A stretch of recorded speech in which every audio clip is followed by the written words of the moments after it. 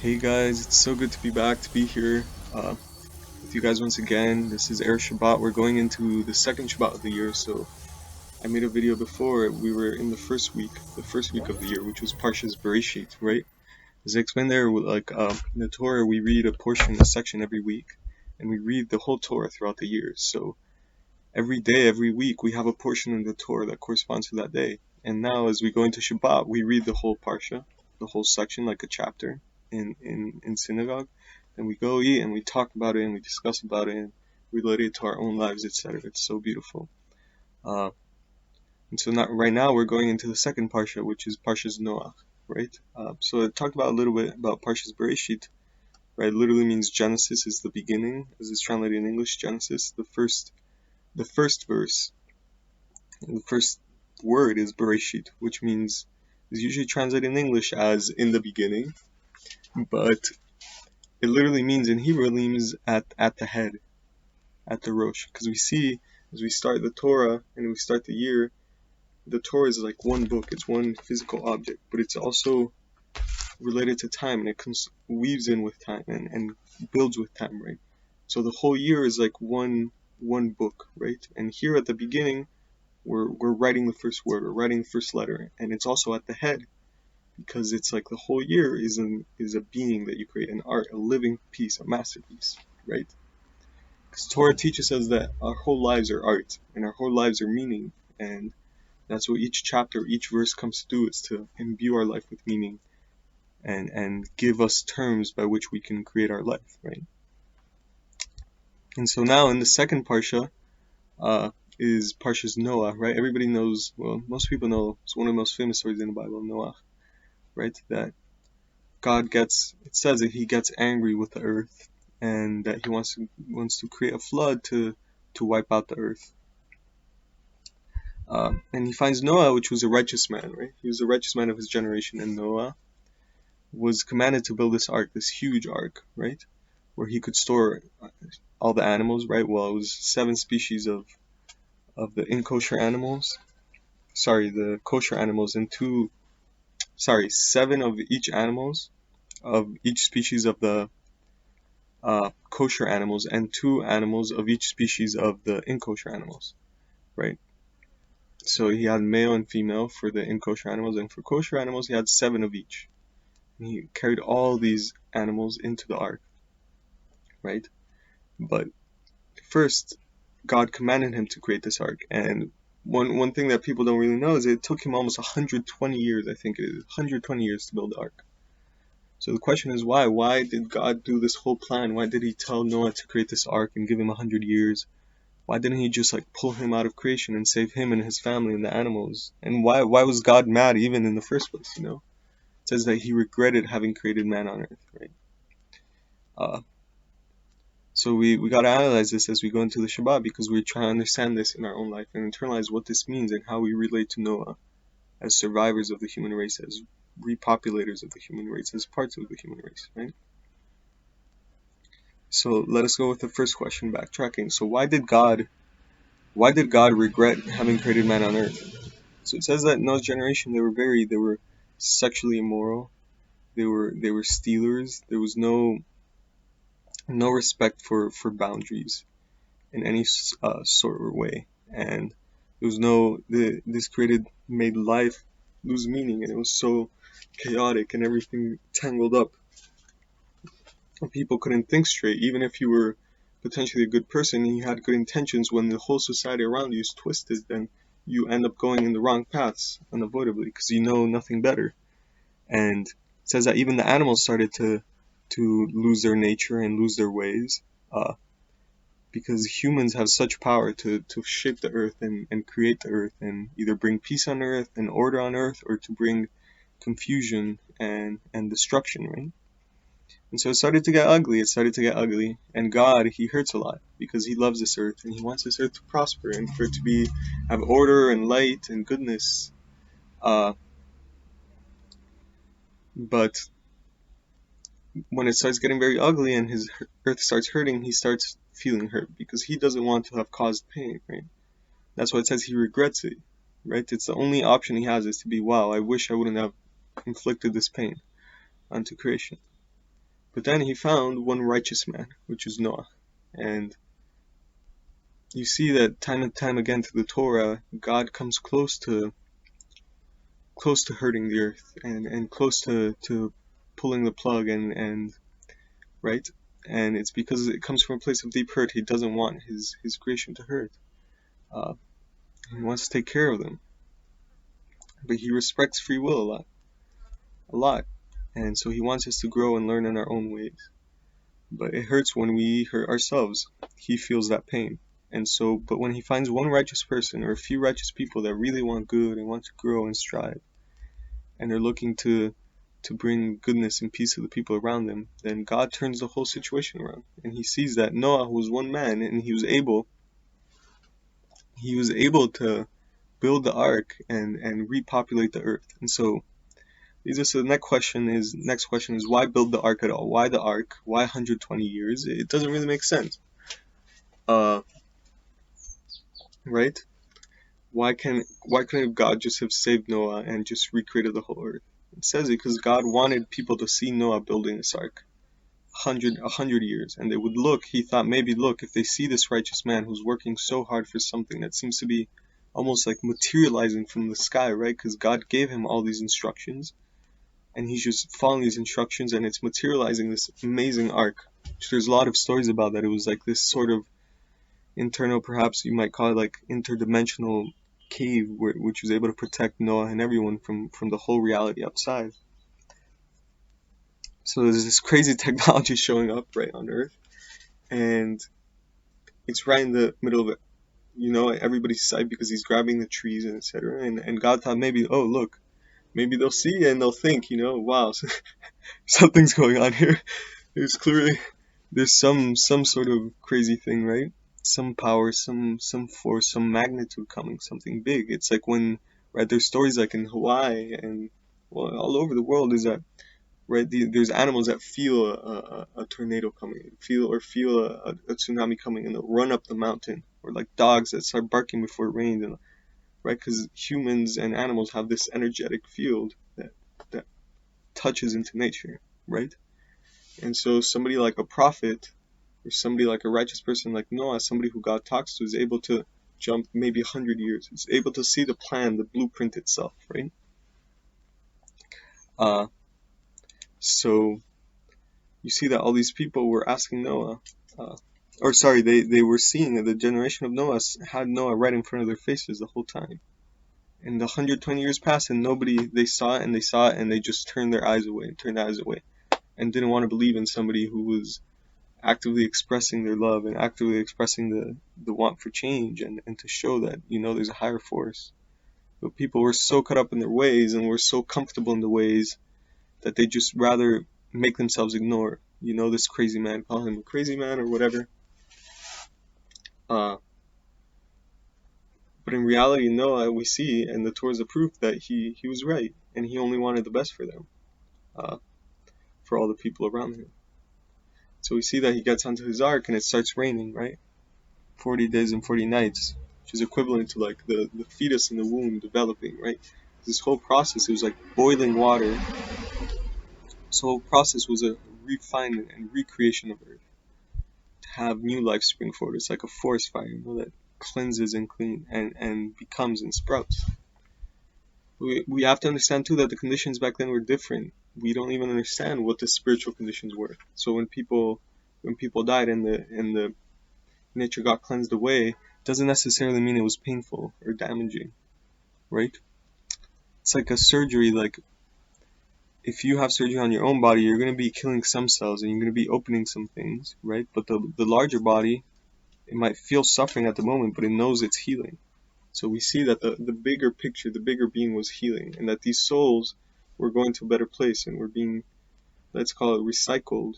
Well, I don't want to use the word recycle, but recreated and reused. But those sparks were still there. So everyone was healing. Everyone was going where they had to go. Indeed, the hardest job was probably Noah's, because Noah had to see the destruction of everything around him. Everyone else got nullified and got released, and Noah had to have the strength to. It says that he didn't sleep at all, and his family didn't sleep at all in the ark. because they were feeding the animals every day, and it was so much work, but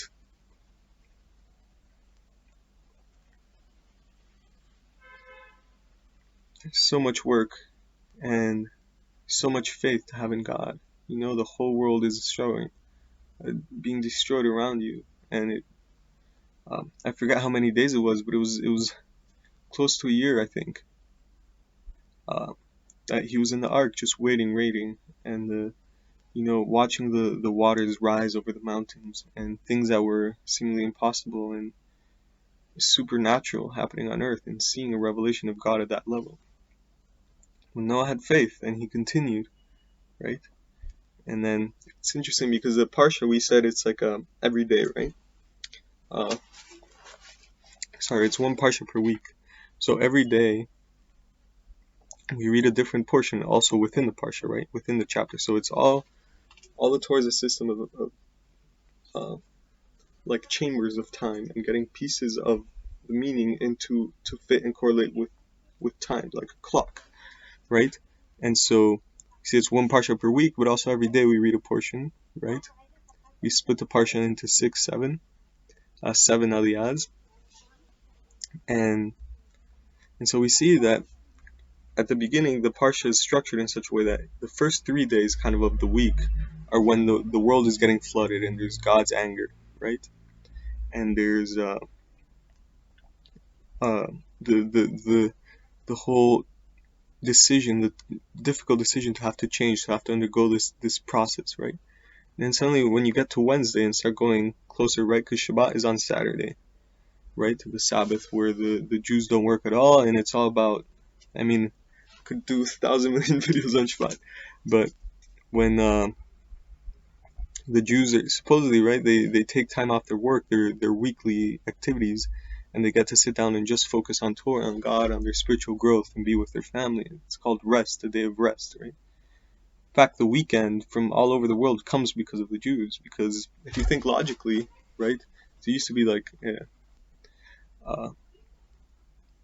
for many times in Jewish history, is that as a human, instinctively, you would just work every day like an ant, right? You just have a purpose and a goal, and every day you just do the same thing. But it's only this godly aspect, this supernatural aspect, that gives you the concept of rest, meaning that you as a human are above your function of a role as a little ant, right? You actually have mind and time and meditation and connection to a higher reality and your higher self. But if you never have the time to connect to that, and you just become a part of the physical world, the world of nature, and you never fully tap into that. So Shabbat is all about that, tapping into source, into the higher self. So I was saying, it's interesting in Parshas Noah, right on Wednesday, right? Wednesday is when we start saying that the Shabbat on Saturday, right? The new Shabbat is coming in, the light, as we say, of the new Shabbat is coming in. So the last 3 days after Saturday, Sunday, Monday, Tuesday, that's still the light from the previous Shabbat that's leaving. And then the new Shabbat is coming in, right? So you see that in Parshas Noah, right on Wednesday, is when Noah finds land, right? And he sends out a dove, right, at first, and dove doesn't find land, and then it finds an olive branch, and then it never comes back. And Noah comes onto the earth, and he steps outside. And so on Wednesday is the repopulation process. Is God telling him, leave the ark. Now with all these animals, repopulate the earth, right? Right? Spring again, become again. After all the trouble, the suffering, the rain, the incredible test of faith, you finally come out and you're free, right?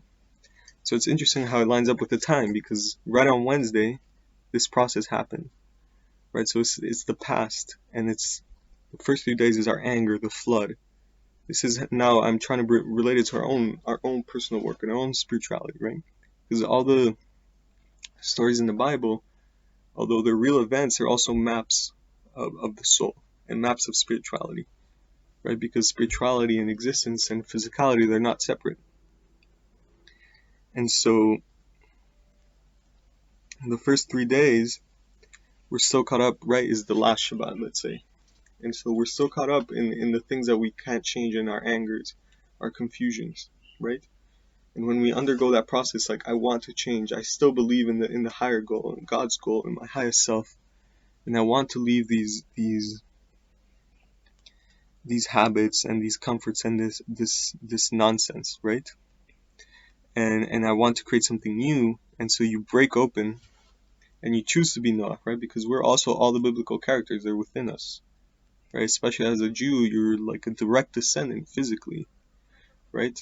And if you're a Ger spiritually, and there's this very strong connection, we're all one group of souls that are very interconnected, and so we act in similar ways. Like a sibling acts similar to their siblings and has traits of their siblings.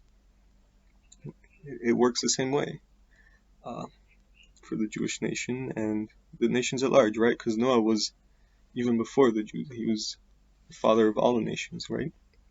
So all of us have a portion of him.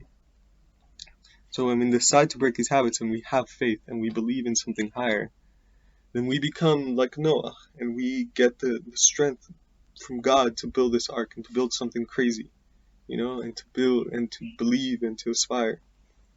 And so the first 3 days is still the first half is the portion of flooding and of getting rid of everything, right? And restarting it and boiling yourself up, cleansing away yourself from all fears and worries and things that don't serve you, and just letting it all go away. And then you just become Noah. It's like this is the point in the middle, the righteous place in you that knows what's true and what's right. And on the second half of the week, you're flying towards the future, right? So we're always in this process, seemingly. We're always in this middle going forward towards Shabbat.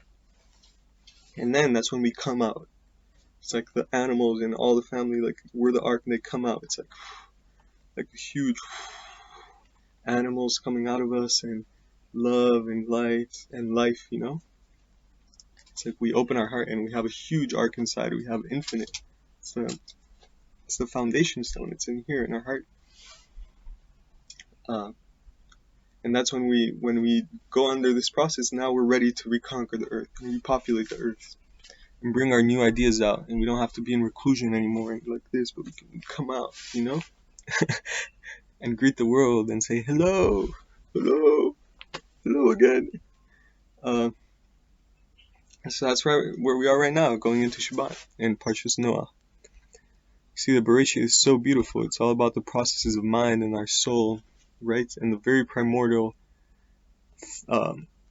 fluxes and directions and intentions that we have. So that's just my little Shir on Parshas Noah. I'm continuing my series also ongoing at the same time with prophecy and our times, a bit of coronavirus, and trying to explain everything according to Torah and how this can fit into everything with Noah. There's so many connections with Noah, and about generations that are lost in their habits and aren't awake and aren't waking up, and so many signs coming and so many arcs in the world, and there has been for a while now, so many red flags. We can start from the beginning of 20th century, so many alarms about how clearly the morality and the direction of the world is at times confused, and there's definitely a strain of good in the world, and it's always been there, and it's resisting, and it's not letting go. But we just have to question is where we put our awareness of power, who we give power to, and that we have the control to give the power to the people we listen to, and to the people we hear, and the people we talk to, and the things we talk about. So we just have to question who are the people that we're putting in power, right? And who are the people that we're giving the authority to rule over us and to make the decisions, right? And so in Noah's generation, it talks about the leaders were very corrupt. And the reason everything was mixed up is like the animals are innocent, right? Like animals are the purest thing. They just follow whatever is ahead of them. But if you have a system that's completely twisted from the head, and people that are supposed to be managing it cross lines and make stuff not well, then everything's affected, And so the only thing we can do as nodes in the system and people with knowledge and wisdom and maturity is to say like, hey, we don't want to we're seeing directions where people are going, where things are going. We don't want to go down that direction. Like, clearly not. It's not cool. It's not what we like. It's not what we want to live. We don't want fear and anger, and we don't want, we don't want vanity and vapid things, and we just want to be here and talk to each other and play music and, learn Torah and pray and have friends. We don't need all these overcomplications and systems and blah, blah, blah. If you think about it, it's totally ridiculous. Like, it's just a show. It's really just a show, It's just a narrative they're playing, but we're right here. I'm here with the trees, my friends. We're just talking, talking to God, talking to the family, to friends, enjoying our Shabbats and enjoying this earth and not letting things get out of control. So I hope that you can all find, the power in your own life and in your own soul and within you, in your own environment, and believe in yourself and believe in God. Believe that there's a higher power, even if you don't know what that is, how to name it. It's fine. It's like the thing that loves you the most, the thing that embraces you and wraps you. It's a universal love. It accepts you, whoever you are, and we are expressions of that love too. So we make God real. And when you feel the love of your friends and you feel the love of your parents, of your family, you know that there's a larger web of love, that it extends, that there's a source of love and goodness. So that's the Tehillim. It says, seek peace. King David says this, right, in his Psalms. Turn from bad and seek good. No. Turn from bad and do good. Seek truth and pursue it. So just in your daily interactions where you find peace and harmony with people, those are your friends. Follow the light. Follow God in your own life. The goodness when you talk to someone and you feel good and you feel alive. Like you're getting somewhere, like you're unlocking something about your own soul and your own being and why you're here and what everything's about. You're just enjoying life and swimming the stars. And that's it. That's what God wants us to do. He doesn't want us to stress. He doesn't want us to hurt, to suffer unnecessarily. So anyways, I think that's a good place to end, especially for Shabbat. Shabbat Noach. Noach means rest too, right? And Shabbat is all about rest. So it's a rest of all the stress, a rest of all the anger and destruction, right? And a chance to just start again. That's why we have a Shabbat every week. It's like a refresh. Like you go to sleep, right? Shabbat, we don't touch our phones, we don't have computers, lights, nothing. We just are completely at one with wherever the wind's blowing. If it's blowing that way or that way, that's what we're feeling. Just being with God universally, with nature. So thank you guys. I hope you have a beautiful Shabbat. And sorry if my voice is a bit low. I'm still getting used to the camera and talking, but hopefully there'll be more of this. Thank you.